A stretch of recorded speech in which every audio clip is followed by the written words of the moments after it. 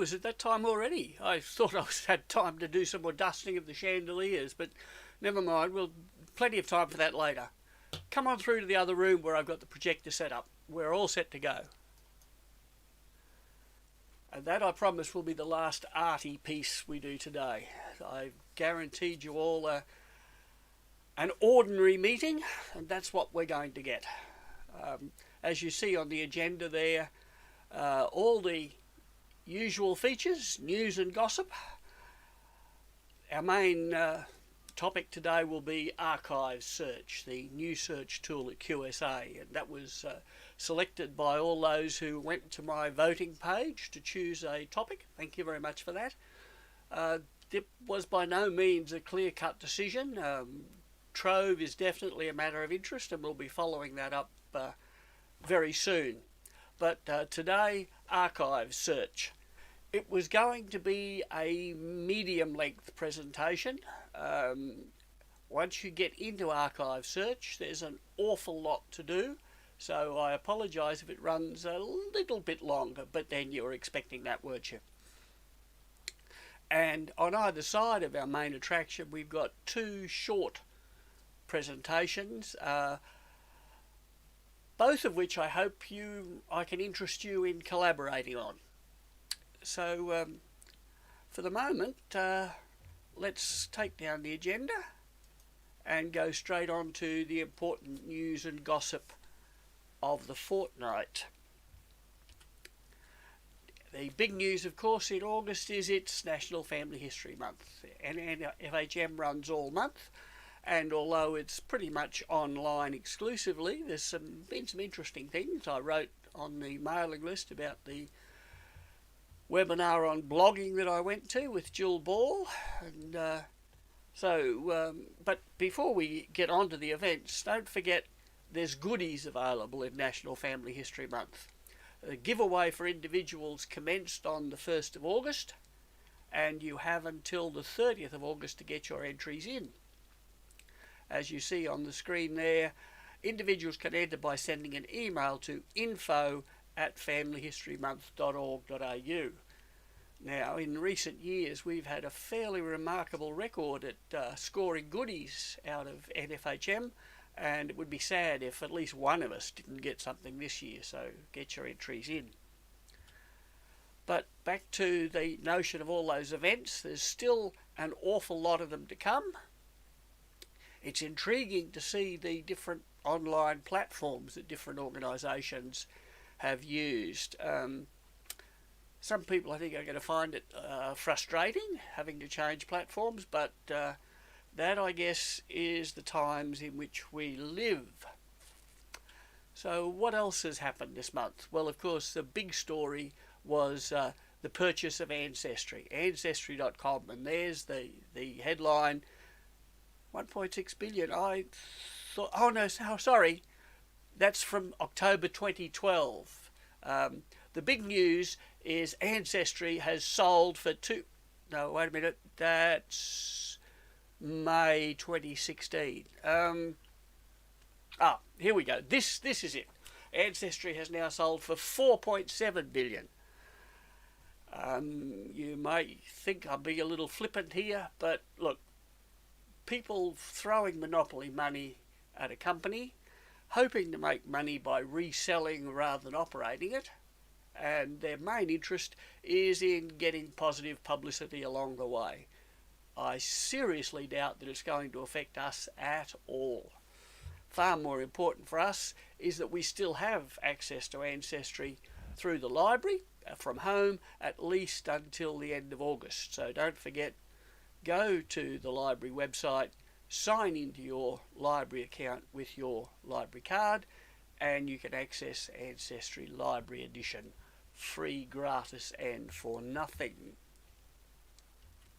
And while you're at the library website, don't forget to click on the red banner at the top, which will give you all the latest news on how they are responding to COVID. You see there it was updated on last Friday the 7th of August. No positive news for us yet about when we'll be able to have meetings in the library again, but the good news is that the local history room is open. You need to be socially distant, just exactly how you do that in that little cubbyhole will be interesting to see. I do suggest, although it's not required, it's probably a good idea to ring through to the library if you want to go down and check who else might be there. Back to the Family History Month theme, while I'm determined... Whoa, Jeanette D has sound is good. Right. Yes, Family History Month. I'm determined I'm not going to use Facebook. Absolutely committed to that, but I do follow Twitter. And the National Archives posted this rather glossy looking hint, a tip, store printed photos. The great thing about it is there's a link in it which takes you through to an extremely useful page on their website on photographs, what's the nature of them, why do they need to be carefully preserved, why acid-free. Wonderful, useful page, and I wasn't going to say at this point, and the link is on our Weebly page, but I checked it at 30 seconds to 9 and I've messed up the upload, so it will be on our Weebly page when we finish.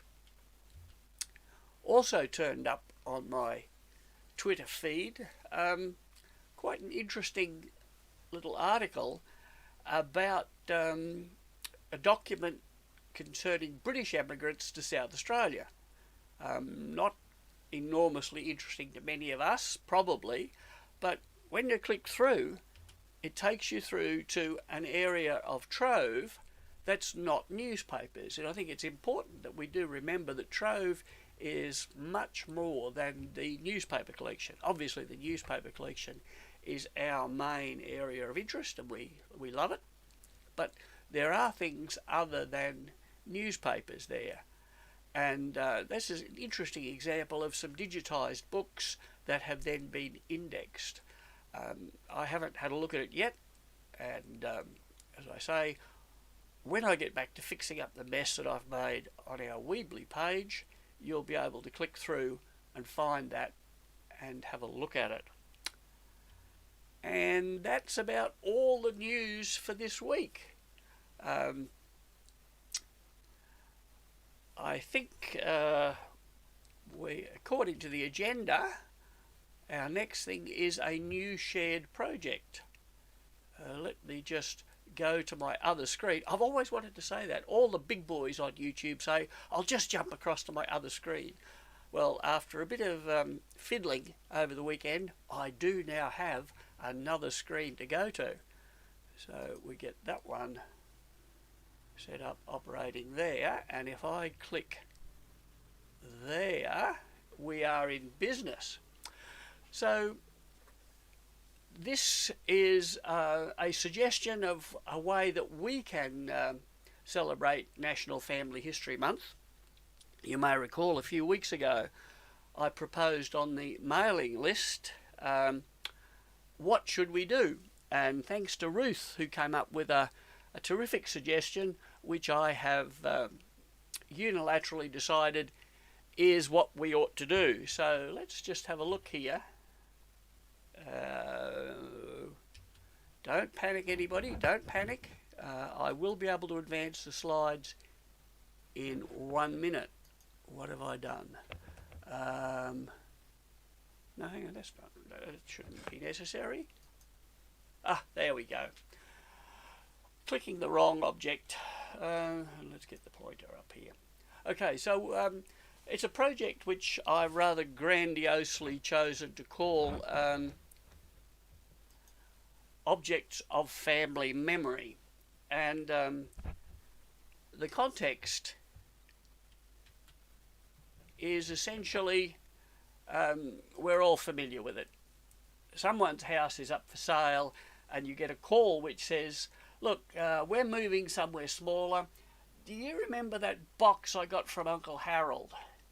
not quite sure what's in it, but do you want to take charge of it? Oh dear.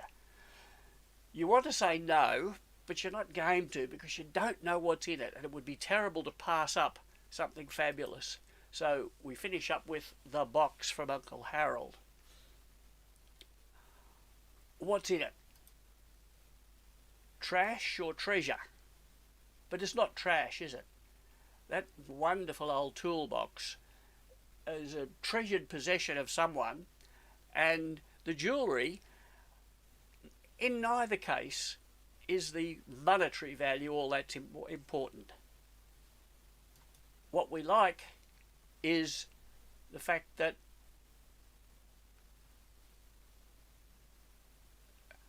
the memories are of how these things were associated. Now I'm going to be really amateurish here, folks. I'm going to break this presentation for a moment and have a look. No one's complaining that they can't see the presentation, so I'll restart it. My two screens were telling me two different things. But anyway, let's see. Yeah, the old toolbox has no special value except our memories of watching Grandad use it. And I'm not sure that those pearl drop earrings are all that important, but when you see it, you immediately think, oh, do you remember all that jewellery that Auntie Gwendolyn used to wear? Because objects have stories. I've got a couple of battered old rackets. They don't really look too much, but when I see them, I remember that Sunday afternoon where a tennis game turned into all-out warfare. The connection between an object and a story is really important, and that's what our proposed project, Objects of Family Memory, is about. What we're proposing to do to add to our website is a new set of pages, and what each one will have is a photo of an object, a description, the story that goes with it, and more importantly, inside the story, the people whose memory is evoked by this object. And again, my thanks to Ruth Lindy, who came up with this idea and played along with me when I took it perhaps in a direction she hadn't been expecting.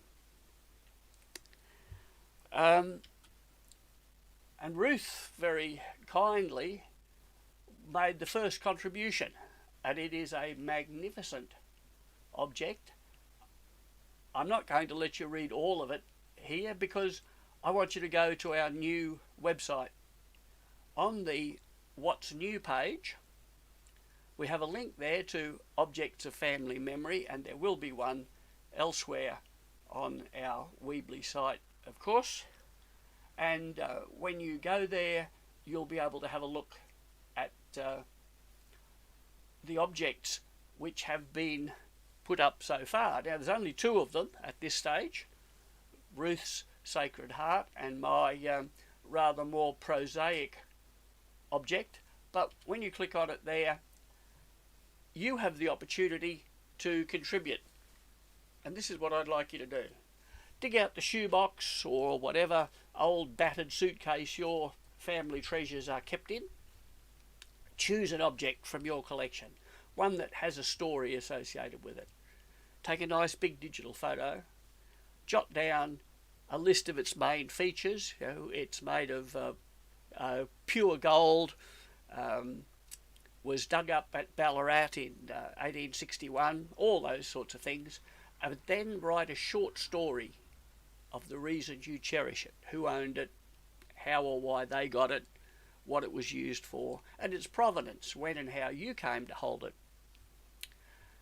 Gather all that up, email it to me, and I will get it up on our website. And before you know it, we'll have a rich collection of family memories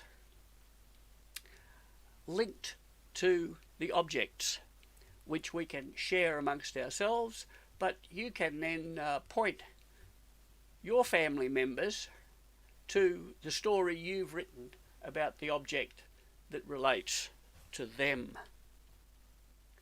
So there it is, objects of family memory, and there's a space ready and waiting for you to contribute the photograph of your object.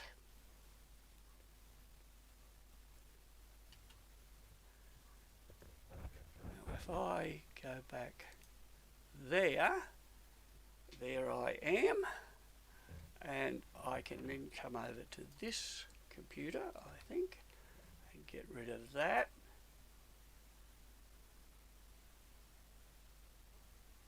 Oh no! You didn't see any of that, did you? Oh,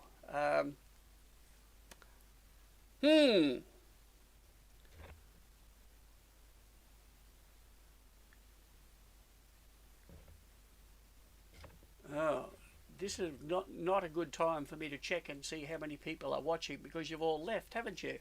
You were all looking at the first slide all the way through. Okay, let's go back. That one's not there now. No.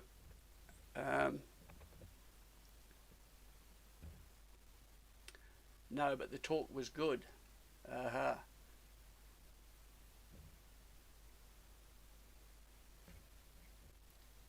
Right, let's go back here.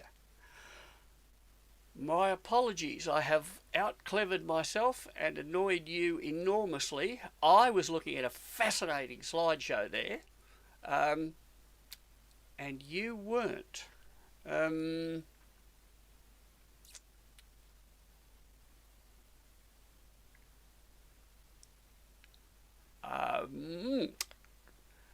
I'm tossing up whether to go back and try that again or to proceed with the next one and risk that it's not going to work either, in which case we are in deep trouble. I told you this would be an ordinary meeting, didn't I? I can't get much more ordinary than this. Are you using extra screens or two computers? Two screens on one computer, Jeanette. And obviously the feed did not transfer over as I had hoped. Tell you what, if I do that, you're now seeing the next talk, which is interesting. Let's go here. Right. Come on.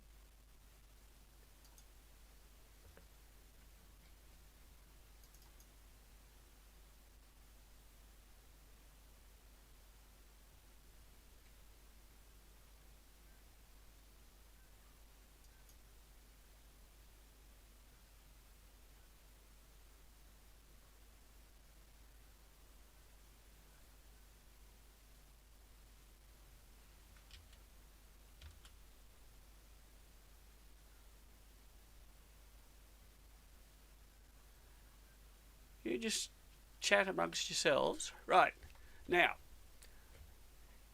I'm going to minimize that, I think. And can you now see a house? Someone please type in. Thank you, John. Can someone type in and tell me what you are now looking at, please? I'm getting panicky.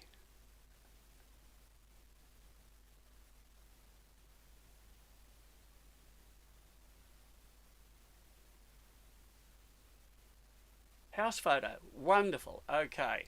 So,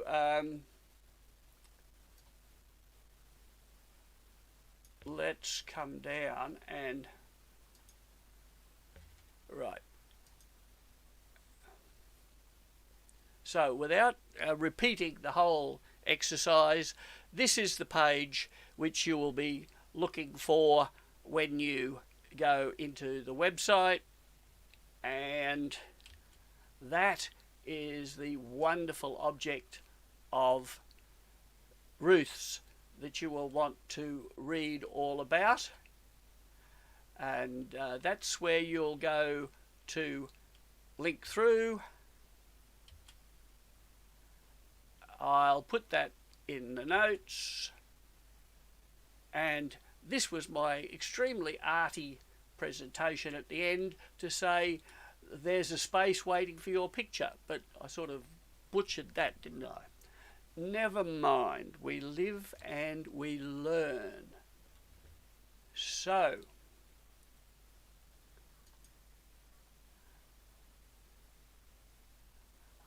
it's also challenging for me to remember that when I ask something, you guys don't hear it for almost 40 seconds, and I sit here desperately waiting for a response, and of course you haven't even heard me ask the question yet. So, if I come down here,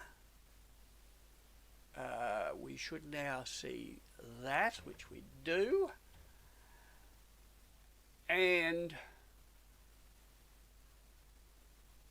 if I pop that up,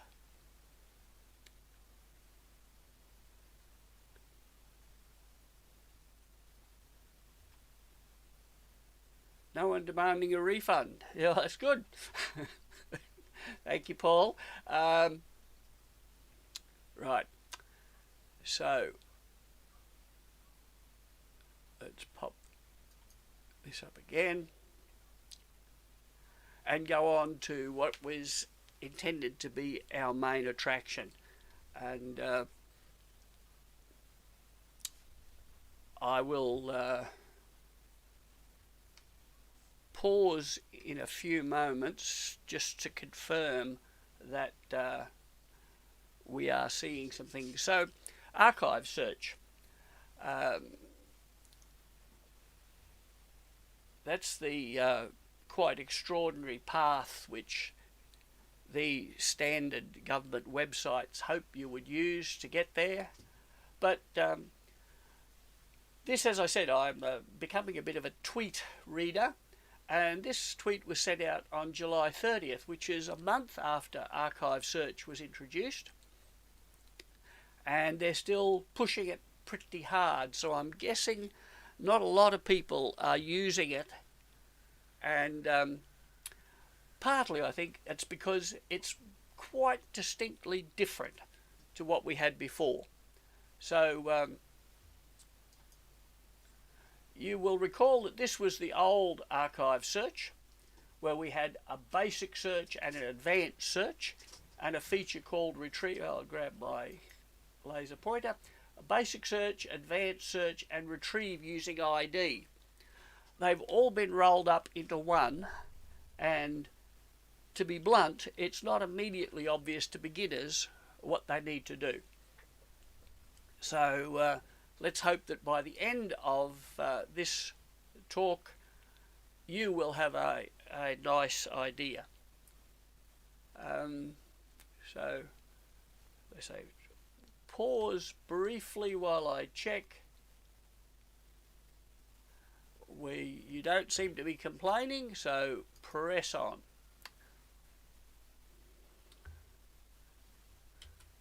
So this is the QSA website, and down the bottom there is where you'll find, oh, lost my laser pointer again. Down here is where you'll find archive search catalogue.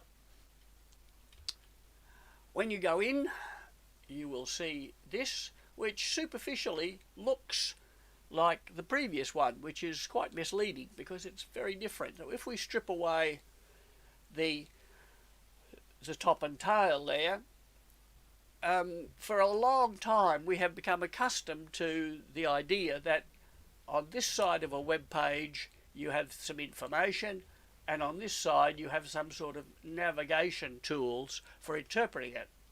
Well, guess what? That's not what this is. This is in fact two quite separate tools side by side on a page, and just to confuse the issue, they've given them the same name. Let's begin by having a look on the left hand side. So we'll just blow that up, and it's called Archive Search, but a better description would be Archives Browse. You cannot search on this left hand side of the page. There is no searching. What you can do is filter, sort and view the contents of the catalogue database. Now, some of you are saying, Bob, why would I ever want to filter, sort and view the contents of the catalogue database? And I think you're right. You don't. It has very limited specialised uses. So let's ignore it for the rest of the session and go back over to the right hand side, which is the part that you do want to use. A few things to notice about it. There's a login. We've never had a login before on Archive Search. And the reason for that is that you use it to request items in the reading room at Runcorn. If you aren't logged in, you can't request the item. In the old days, 6 weeks ago, you simply sat at any computer, typed in your reader card number, and that was the request. But now you need to be logged in. So you say, I don't go to Runcorn reading room very often. If I want something, I just ask Troppo to get it for me. Well, the other reason that you might want to be logged in is that you can save your searches if you're searching from home, and you can add notes and tags, and we'll come back to that a little later. Second thing I want to point out to you, the other hyperlink on this page up there, get the help guide. By clicking that, you can pull in a document which explains how to use it, or at least I hope it will remind you of my explanation, because it certainly isn't designed for beginners.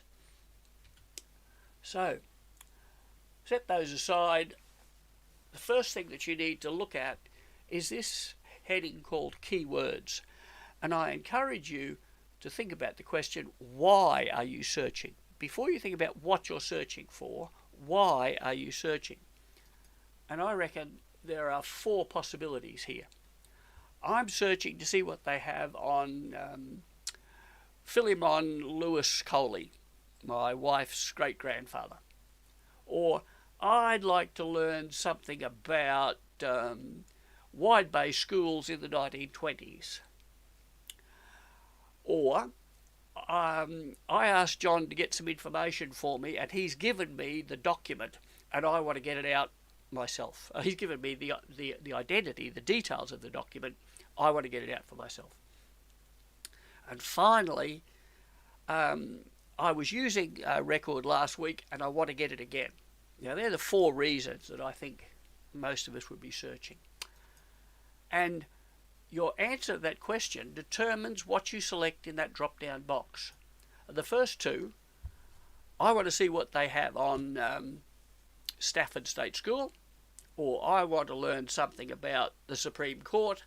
You're almost certainly going to use keyword searches.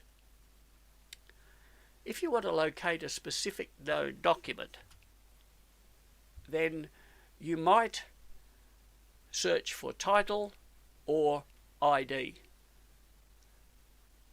If you want to reopen a record that you've used before, you might search for a tag, because when you used the record yesterday, you attached a tag to it so you could come back. Now, those 3rd and 4th purposes for searching are going to be fairly rare for most of us. In almost every case, you will want to do a keyword search. And the 5th one there, I want to search for the agency control number. I have no idea why anyone would want to do that, unless I was still employed in a public service department and I was sent out to retrieve an old file. I might need to search on the control number for the department that I worked for, but I cannot think of any circumstance where you would want to do that. So, on archive search, we've settled on keywords. The next one down says limit to series, item, agency, mandate or function. Now this was something that you did need to worry about if you were doing an advanced search in the old system. Basic search set it up for you. Here you have to make a choice or you'll get all of them. So what are you expecting to get from this search? And almost always, well, it's obvious I'm searching for a record, and you'll tick item. If you want to get a record to look at, you would tick item. Once again, people who work in the archive might want to search for some of the others, but very rarely for us. When you do tick item, it opens up two more boxes. You recall that it was possible to search for digital images under the old scheme.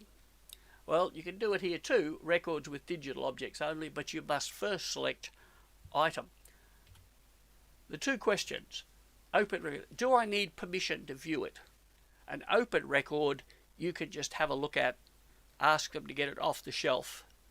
If it's not open, it might be a police personnel file, it might be a hospital record, it might be a recent adoption record, and you have to have special permission from the department that controls it to have a look at it. So in general, we'll be searching for open records. Records with digital objects. Can I view it from home? If it has a digital object, you can view it from your own home computer. So sometimes you might want to limit it to digital objects, but given that most of the records and most of the open records don't have digital objects, you probably shouldn't tick that as a matter of course. So let's see how we can apply this now. A little brief study. I was browsing in Trove and I came across this story from the late 1880s. Mrs. Gibson, the wife of the lighthouse keeper at Busted Head Light up near Gladstone, went missing. And the story was about woman missing at the lighthouse, boats gone out, they're searching the sea. The second half of the story says Mrs. Gibson has been found dead by her eldest daughter. There was a bad injury to the throat, and all around the spot where the body was found there was a large quantity of blood. I thought, now that's the sort of thing which should lead to a coroner's inquest, and coroner's inquests are kept in the QSA. So I'm going to grab that story and find out what QSA has on it. So I picked out what I thought were the useful keywords. Mrs. Gibson. Now it says Dr. Symes was going to conduct an inquiry. Well, I happen to know that the coroner's inquiry is called an inquest, so that was the word that I used.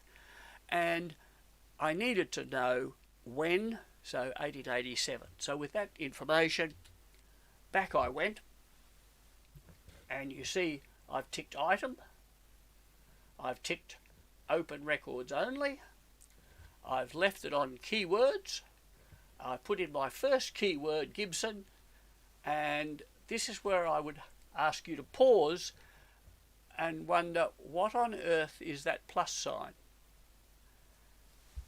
And what it asks is, do you have another search term that you want to use? Well, yes, I do. I have two or more. So click the plus sign a couple of times and your search will finish up looking like this. Search for Gibson in keywords and inquest in keywords and 1887 in keywords. And I'm looking for an item which is an open record. And when I click submit down the bottom here, wonderful result. 1 of 1, Kate Gibson, view the item, which is a little misleading because I can't view the item, but I can view the database record for the item. And here we see it here. If I was in the room at Runcorn, I could click a button to ask for the file to be brought out. If I was at home, I could request a digital copy and pay money to have QSA scan it for me. But for the moment, let's have a look at what it tells me. It's an open record, that's good. The agency control number, that thing which we have no idea why anyone want to do for it. This catalogue entry has been created from an index. Yep. Well, we can scroll further down. There we go. Scroll down and see what else we can find. It tells us it is an inquest file, which is good. And it's controlled by the State Coroner's Office, which is good. But, gee whiz, does it need to be that complicated? Let's see if we can simplify the process. First thing to try would be, why do I need to put the date in up here when it's got a thing for dates down here? So I typed from 1887 to 1887, following the rules that I explained to you that we learned from Free BMD, that if you wanted it in a particular year, you had to put it in twice, and submit. Your search did not match any results. Now, when I first discovered this, I thought, well, what on earth is the problem?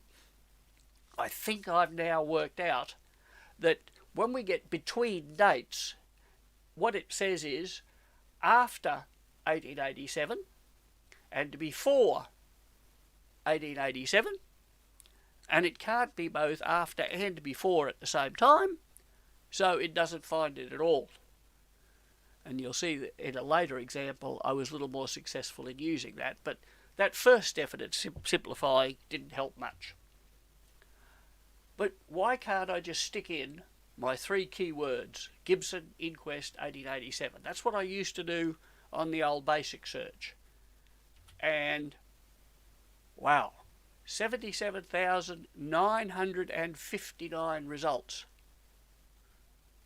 Now, when I complained to my good friends at QSA that this wasn't a very sensible thing, they said, but you can sort them. You can sort them by relevance. And look, there she is. She comes up right at the top. Kate Gibson. And the next one down gives us an indication of what I think the problem is. You see, the next file is Angus Gibson and James Maxwell Gibson, who have no connection to Kate whatsoever other than the same surname. If we really want to simplify, what we need to do is put those ands, which on the original screen came when I added the plus signs in, just write them in. Gibson and Inquest and 1887. And the result is 1 out of 1. Terrific. So let's look at this again. Why can't I simply leave out the ands? What is happening that messes this up? And what's happening is if you don't put in the and, Archive Search will insert an or. You won't see it, but it's there. And it will return any record which has the name Gibson and all the inquests and every record that relates to 1887. 77,959 of them. So it really is important, if you want to produce the smallest number of results, to put those ands in. Let's just go back and have a look at the previous. We'll blow this up. You see, the search criterion on the old basic search was all the words. And what it now is any of the words. It's an absolutely fundamental change. I cannot find anywhere where QSA has explained what they've done. and it makes an enormous difference. The "and," which was assumed on the old basic search, is no longer included. You must enter it yourself. Let's have a quick look at some of those other ways of searching. Because I've been jumping backwards and forwards looking at Kate Gibson's inquest file, it has become burned into my memory that it's called item 2728617. And so if I want to come back and use it again, I can in fact search for ITM 2728617, and instead of keyword here, I put in QSA ID, and it works fine. You see, there's its number there. In fact, I don't need to use the ITM because I've specified that I want only items. If I had searched for something else, this would not necessarily have found it, but it's the only item with that number. And up it pops. I can even search the title of the file. Gibson Kate. Oh, there it is. Oh, and there's another one. And down here, Gibson there, Kate down here. So it looks like we're back to ors again in our searches for title. But if you work on keywords, then you're pretty right. So let's go into that file, and I almost threw this slide away. I thought, oh damn, I'm not logged in. But there's an important learning here. If you're not logged in, the colour disappears out of here because you can't do any of these things. I can look at the record, but I can't do anything with it unless I'm logged in. So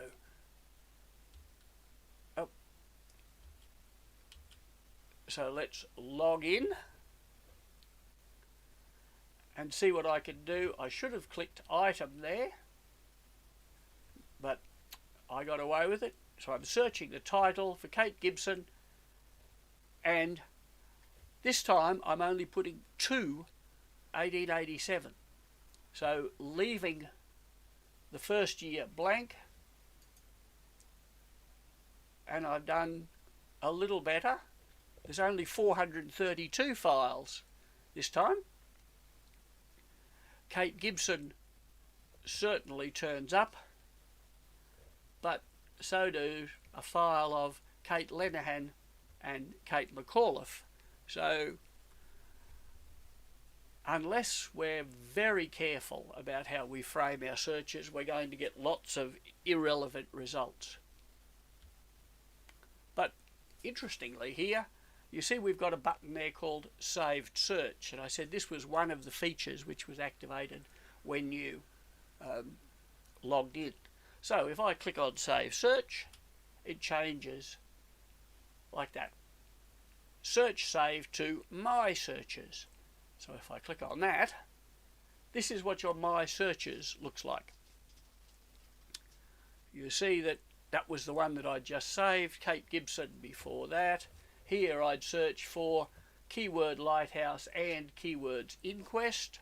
This was when I was exploring the possibilities, and I noticed that, oh dear, I didn't finish that search that I was working on about Ellen Raymond back early in July. Great thing, I can go straight back to the results of any saved search. So if I click there, jumps me straight through.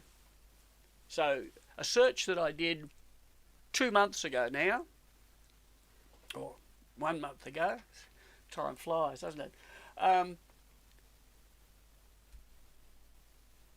can be brought back instantly if you have a saved search. and this one looks to have worked pretty well. A couple of things I noticed. Notice up here I worked out that by putting quotes on the title, this was as good as an and. It doesn't work for keywords, but it does work in the title. And the second thing is down the bottom here, I can adjust this limit by date. Two ways. These are little handles that you can drag in and out. When they get very close together, it's almost impossible to control them, but you can in fact just type beginning and end dates, so that if you get a list of say 15 results and you notice that a couple of the early ones aren't the person that you're interested in, you can knock them out by simply changing the beginning of your search by date. So a couple of interesting features there. And I notice one of these three files, it says here, comes from the Supreme Court. When I look at these, it's not obvious which one it is. Now, I could click view the item, look inside the record, and it would tell me which one came from the Supreme Court, or I can simply click on the Supreme Court here, and this filters them. Just like in Trove, it takes out any that don't match Creating Agency Supreme Court of Australia.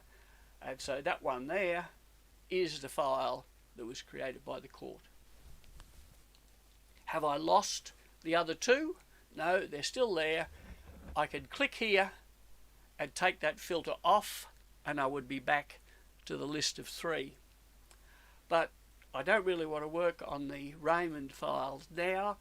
I would like to go back and create a new search, and there is no way to start a new search from this point.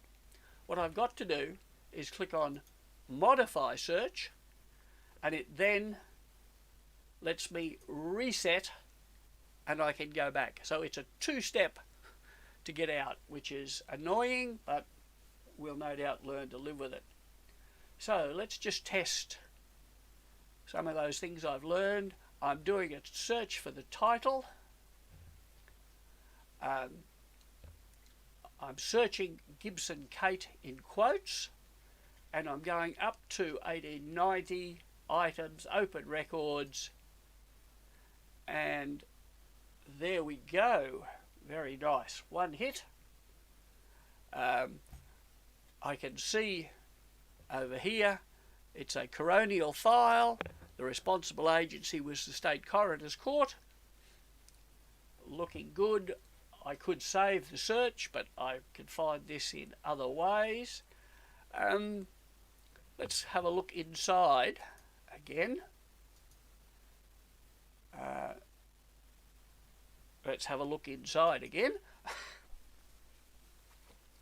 I'm logged in, so I can request a copy in the reading room, but I can also add tags.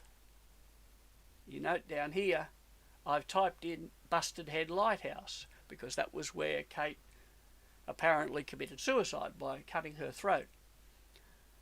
As I type, what the tag is going to look like appears underneath here.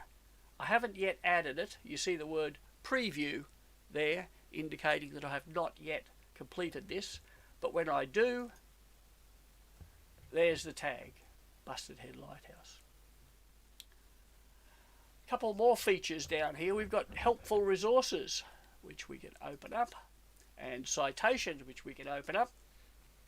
Citations, of course, is if you wanted to reference in your family tree where you had found the coroner's inquest into Kate Gibson, that's what you would use.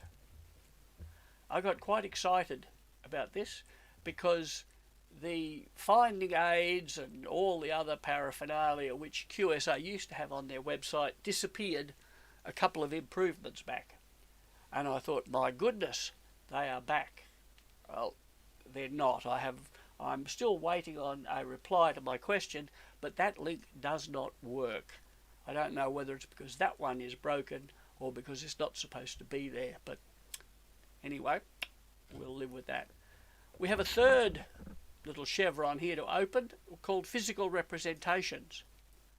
And when we open it up, it looks like it's repeating what we've had before. Request to view it in the reading room, request a digital copy. And not only has it been repeated from the top, it's duplicated. That's a little confusing, so for the moment, let's just look at the top one and place beside it the second one, and let's compare them. The two files have the same name. They're both called Gibson Kate. They have the same agency control number, 209, so they are apparently both from the Coroner's Court. But when we look at the file format, this one is a document, a piece of paper. This one is microfilm. So what this section is telling me is there are two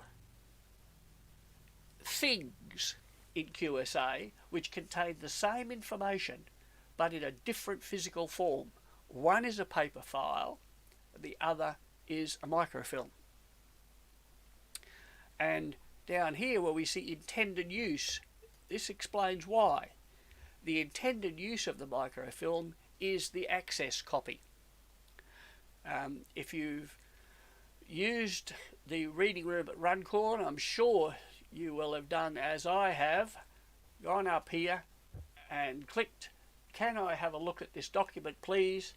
And the senior archivist comes over and says, "No, you can't." Now, why not? Because you're supposed to look at the microfilm version, which is, I think, public access. So I can just go over to the cabinet and pull that microfilm out for myself. And that's an important thing to recognise when we get to this physical representation. It may well be that there are multiple formats of this record that we're interested in, but there's only one of them that you can have.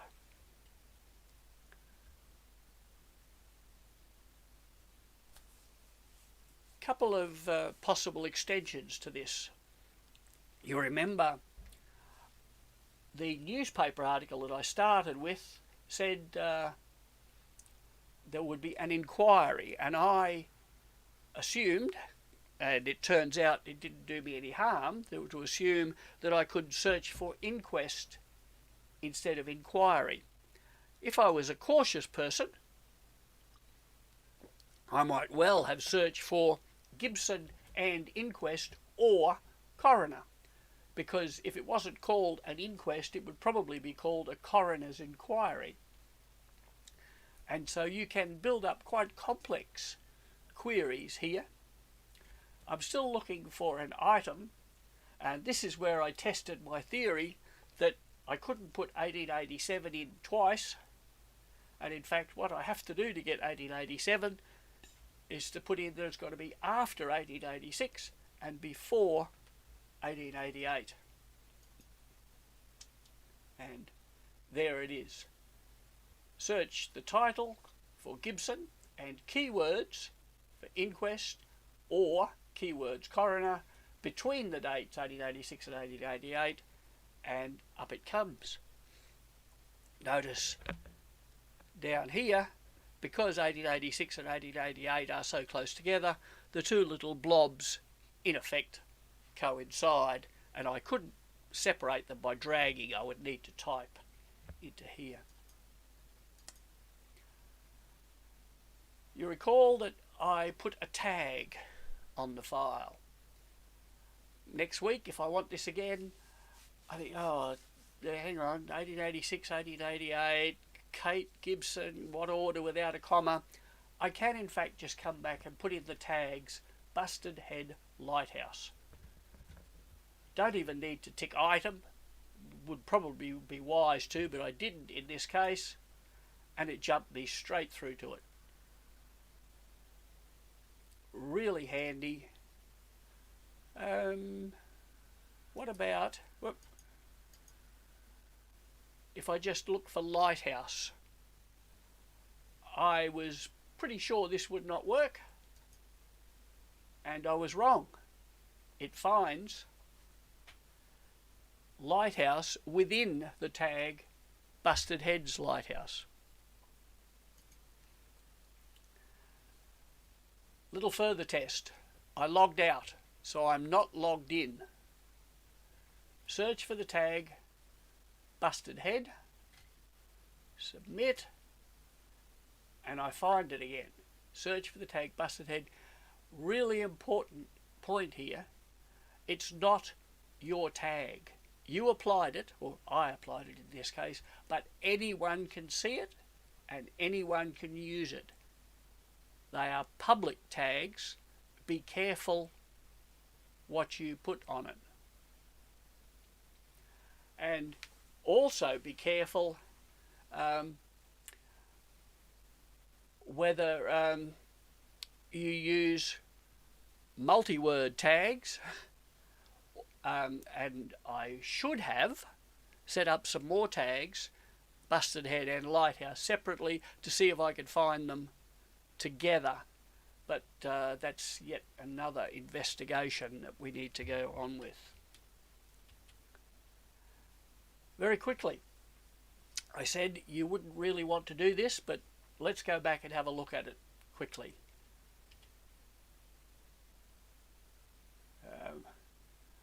Let's click on items, and it tells me there are 3,070,507 items in the catalogue, which is a wonderful thing to know. I'm not quite sure why the Inspector of Machinery from 1967 to 68 gets to be the first item that shows up, but never mind. I cannot search. There is no search box here. All I can do is filter. So let's filter on, did I go Supreme Court over here? Yes, I did. There are 311,679 records created by the Supreme Court Southern District. So let's click on this. Notice it appears up at the top. And here we have matrimonial petitions, divorces, I'm gathering. But the Supreme Court is also responsible for other things like will files. So let's click on ecclesiastical wills, and we're going to drop down from 311,000 records to about 83,000. And we do see that we have some of these files, not all of them, but some of them have a title identified by the person's name. But again, you cannot search. All you can do is browse through and try to find them. Far better, I would think, to go back and use archive search rather than what I reckon ought to be called archive browse. Oh, it says I forgot to scroll down, so let's scroll down and see. Oh yes, the other thing, of course, I could do at this point, if I knew when the person had died, I could drag these in and limit the time period. And when I find him, I could apply a tag. And you notice there are some pretty odd tags here. That, I'm guessing, is an item number. Why you would tag something with its item number when it already has an item number on it, I don't know. Probate records, obviously people are still learning what sorts of things to put in tags as we go along. Limit by date we've mentioned, and of course if I search by relevance here, I've specified a period 1906-1907, and a whole heap of them are simply called ecclesiastical files. They don't name the person in the title, so I would need to open it up to see what's inside. So probably not what you would want to use. How are we doing for 10 o'clock? Okay. Relevance. we could sort by title A to Z, but you would still need to scroll through all 500 to see if the name you wanted was there. So it's definitely not search.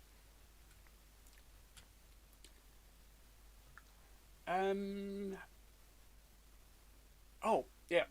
The thing which we haven't mentioned at this point, we talked about requests to view something in the reading room. This only works when you're at Runcorn. Request a digital copy. It hasn't yet been digitised. Get your credit card out. But if you're really lucky, or if you limit your search to records with digital only, you'll get an orange button, which is called View Digital Copy.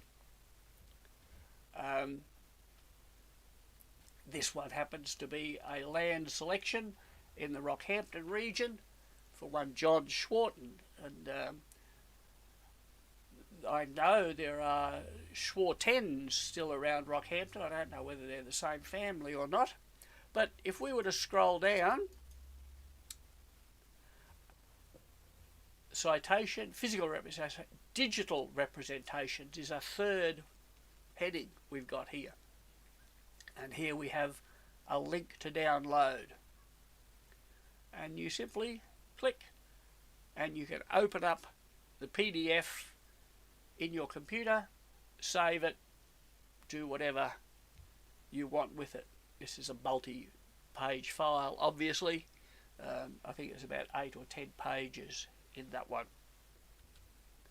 Alternatively, if you don't want to scroll down, we can just click on here and that same link will appear there. Land selection file for John Schwarten, Rockhampton. 1560, which would be, my guess is, the land agent's number. Each land agent, each district had an agent, and presumably that's his reference number, but again, not something that we would use very often. Back to the tweet that we started with, which we also have tutorial videos on the new system, and you can watch over on YouTube. And if you jump down to them, there are in fact 5 archive search videos. I'll put that link on our Weebly site so you can follow them through. What I covered today is this one and a tiny amount of saving searches. I really haven't looked, and a very tiny bit of items downloading digital. I just think I must be a really inefficient person at explaining things, because QSA on YouTube does the whole of basic searching in 2 minutes and 40 seconds, and I'm up well over half an hour.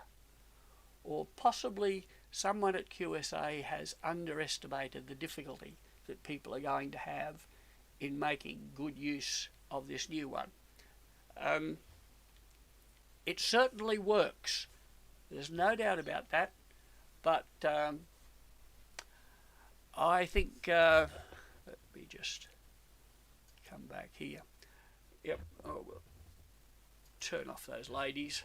Yeah, it works, but boy oh boy, it ain't easy.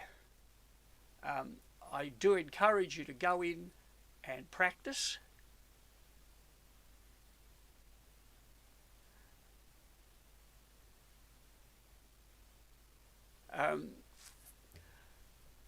Very quickly, we might just see if we can find this one and pop that up.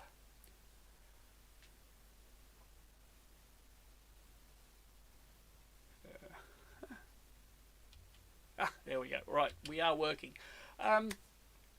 When I asked people for suggestions on what to do for National Family History Month, Ruth came up with hers which we've worked on, and a second person said, what about we start looking at some of the pioneers of the district? And I think it's an excellent idea, but it's a much bigger project. So I'm going to mention it today, let people react and see what they think, and we may begin work on this later in the year. But as you saw there, most of us would recognise this bloke, or perhaps like this, but it is of course Tom Petrie, the archetypal person who gave his name to the area of the Pine. But there's a lot of other names in there that are based upon pioneer families. I mean, well, what do we really know about some of these people? What I'm tossing up is that we might do something a little like the Anzac Day, where we all worked on the same type of project but on individual people. So we could possibly pick a feature in the area that looks like it's named for a person, perhaps check the local history files in the library at Strathpine to see if that's actually the case and what do people already know about him. Then identify the gaps in this person's life, devise a research plan, and then go for it. Find out everything we can.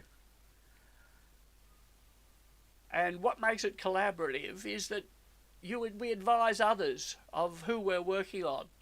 That maybe we send an email to the list saying, had fabulous success finding the 14 children of Mr. Surveyor Joyner, or had an absolute disaster, can't find anything on Castledine. Swap tips and techniques, document our results, and eventually we would hope that we could gather all this good work for presentation in the library, of preservation, not presentation, for use by future researchers. So that's in the future. I would encourage you to jump in and do the objects of family memory straight away. Over the weekend I had a little play to see, well, how difficult would this be? And some of you will recognise this is the cadastral map that Les Robinson showed us how to use a couple of years back. And if I get my laser here, where do I live? About there. And this is Todd's Road. And look at all the land that John Todd had. He's an obvious candidate, huge amount of land, and it looks like this was his driveway, perhaps into his property. So yeah, I thought I'll have a bash at investigating John Todd. And one of the techniques I thought I'd use would be to have a look at the Commonwealth electoral rolls. Now I've cheated a little bit here because the QFHS has produced CDs for all of these rolls, 1903 to 1969. And in the last few weeks, as a special feature for members, we can search all of those CDs from home at once. Oh, wow, that's the way to do it. So I set up a search. Todd, surname, place of living, Launton. Sort them by year.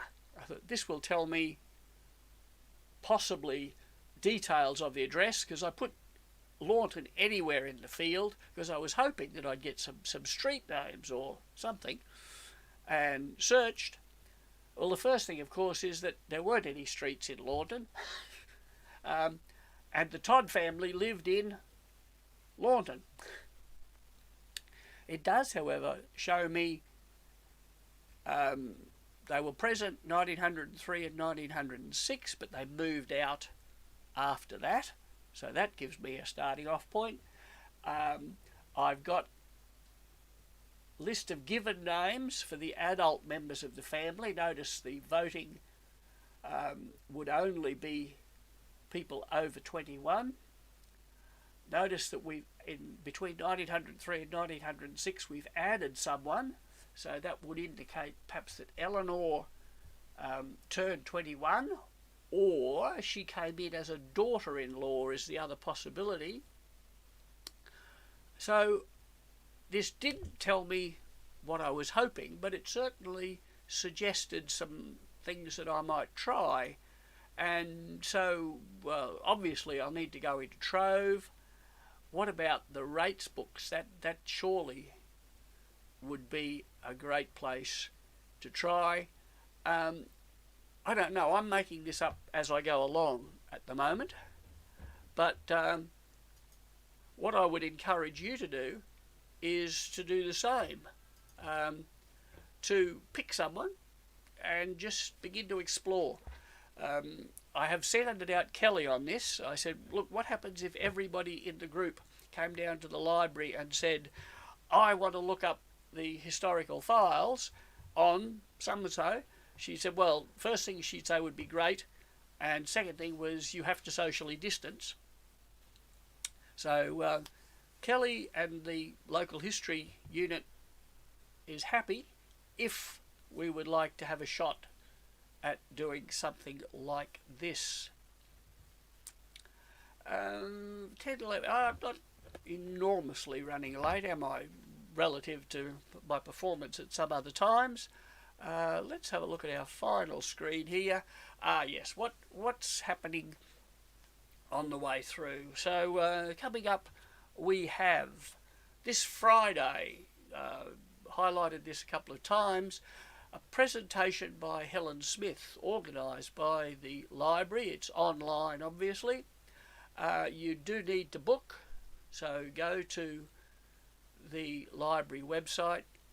I haven't had it confirmed, but I think this probably will be run through Helen's GoToWebinar account. The logistics of running an event through Teams is challenging, let's say, and so I think Helen will probably use a slightly different thing.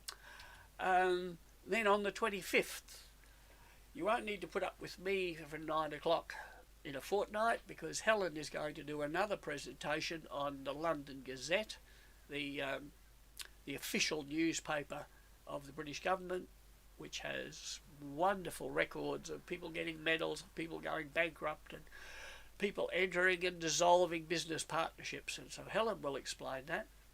Again, you need to book that one through Eventbrite.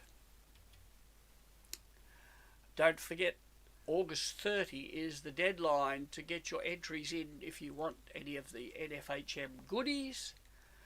And I will be back on September the 8th doing something remarkably similar to this, unless you make me stop, because I'm finding this quite addictive.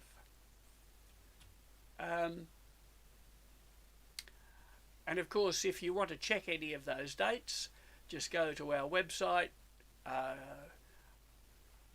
go to About Us, and there's a link to the calendar where you can go in, and all of those events that I've listed there are on the calendar, and I believe you can click straight through to book from any of those. So thank you for your participation this morning. I apologise for the problem with the first presentation. The terrible thing is I've got no idea what I did wrong. So back to the drawing board there, and hope you've got something useful out of it. I'm going to make myself another coffee and then go in and repair the notes upon recent meetings. At the moment, if you go there, it says, and these are the links you need, and there's nothing there. So I've got to find out what went wrong there. Oh, I haven't had a good day, have I? Okay, well, thank you very much, everybody, and see you virtually in a fortnight. Bye.